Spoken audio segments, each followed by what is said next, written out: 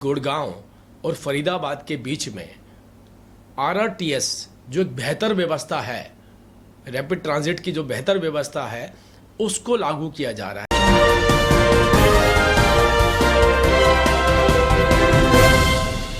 बड़ी हैरानी हुई इस बात को देख करके कि कांग्रेस के नेताओं ने जो हमारा मेट्रो प्रोजेक्ट था उसको अज्ञानता के चलते एक स्टेटमेंट जारी और कर दी और उन्होंने कहा कि फरीदाबाद और गुड़गांव के बीच में जो मेट्रो ट्रेन थी उसका प्रोजेक्ट कैंसिल हो गया है।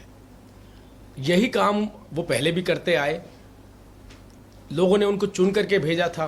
उन नेताओं में से कुछ विधायक भी रहे थे और विधायक भी अपनी विधानसभा क्षेत्र के अंदर कोई काम नहीं करवा पाए और सारे इल्ज़ाम वो हमेशा केंद्र सरकार और राज्य सरकार के ऊपर डालते रहे, मतलब भारतीय जनता पार्टी की सरकार पर डालते रहे। लेकिन जनता इतनी नासमझ नहीं है, जनता ने उनको माकूल जवाब दिया और आज देखिए वो विपक्ष में बैठे हैं, वो चुनाव हार चुके हैं। और वो चुनाव हारने की वजह क्या रही? वो यही रही कि जो पहले गुमराह किया था आज भी उसी नीति पर चलते हुए लोगों को मिसगाइड करने की कोशिश कर रहे हैं।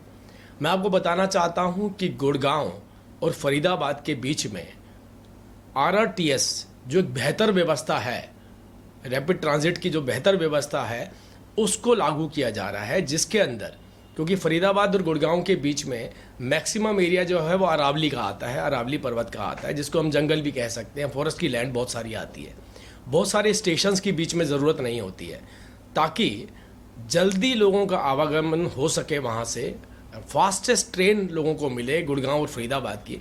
इसलिए हम एक आरआरटीएस जो व्यवस्था है उसको हम लागू कर रहे हैं और उसको ऑलमोस्ट कल उसके ऊपर फाइनल एक डिसीजन ले लिया गया है कि कम से कम स्टेशन और जल्दी लोगों को वहाँ पर पहुँचाने का जो कार्य है वो आरआरटीएस के माध्यम से होगा। इनकी स्टेटमेंट जो अभी इन्होंने दी उसने कहा कि मेट्रो का प्रोजेक्ट कैंसिल हो गया, जबकि कल हमारे माननीय मुख्यमंत्री जी ने बाकायदा प्रेस कॉन्फ्रेंस करके बताया कि हम एक बेहतर व्यवस्था देने वाले हैं आरआरटीएस के माध्यम से, और फरीदाबाद और गुड़गांव के बीच में जो ट्रेन चलेगी उसका जो स्पीड होगी वो मेट्रो से बहुत ज़्यादा तेज़ होने वाली है, उसके स्टेशंस भी कम होने वाले हैं।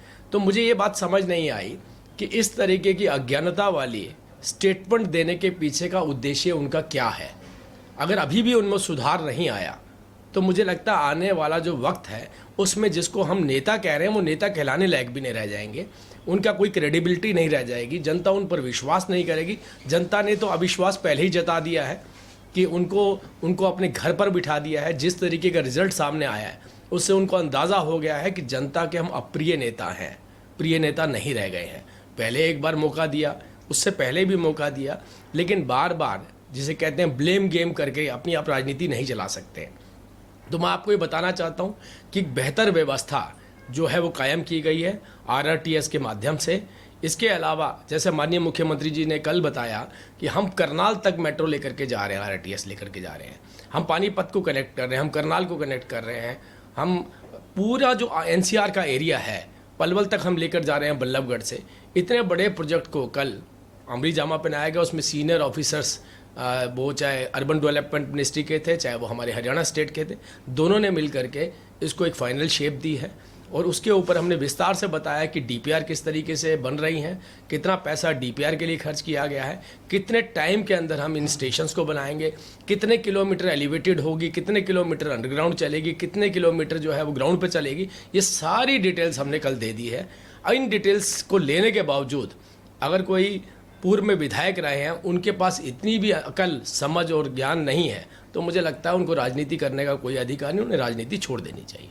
मैं बहुत बड़ी सौगात मेट्रो की फरीदाबाद और एनसीआर के लोगों को कल मिली है सर, इसके लिए क्या कहना चाहेंगे? देखिए, मैं आपको यही बताना चाह रहा हूँ कि फरीदाबाद के अंदर सबसे बड़ी कनेक्टिविटी जो अब होने वाली है, क्योंकि जो फिजिबिलिटी है मेट्रो की वो फरीदाबाद और गुड़गांव के बीच में नहीं हो सकती है, क्योंकि स्टेशंस बहुत कम हैं और स्टेशंस के ऊपर बहुत लागत आती है। तो एक बेहतर व्यवस्था, उससे भी बेहतर व्यवस्था हमने दी है।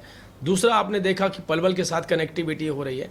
हम करनाल को बड़ा दूर मानते थे दिल्ली से, और हम वैसे उन बुक्स तो हम उसको कहते थे एनसीआर में, कभी किसी ने कल्पना नहीं करी थी कि करनाल तक भी हमारी जो है मेट्रो जा सकती है। हम करनाल मेट्रो लेकर के जा रहे हैं। गुड़गांव के अंदर भी हमने एक अलग से अरेंजमेंट किया है कि जो इंटरनल गुड़गांव है उसको भी लिंक्ड करें मेट्रो के साथ, वो भी हमने पुराने गुड़गांव को भी उसको भी हमने अलाइन किया। एक नई प्रोजेक्ट रिपोर्ट बनी है उसके ऊपर और उसका भी विस्तार किया जा रहा है। तो पूरा जो एनसीआर है हमारा दिल्ली का, हरियाणा जिसमें मैक्सिमम कवर होगा वो हमारे इस ट्रांजिट व्यवस्था के तहत ये जो हमारी मेट्रो है या आरटीएस है उसके माध्यम से हम इसको कनेक्ट करने वाले हैं।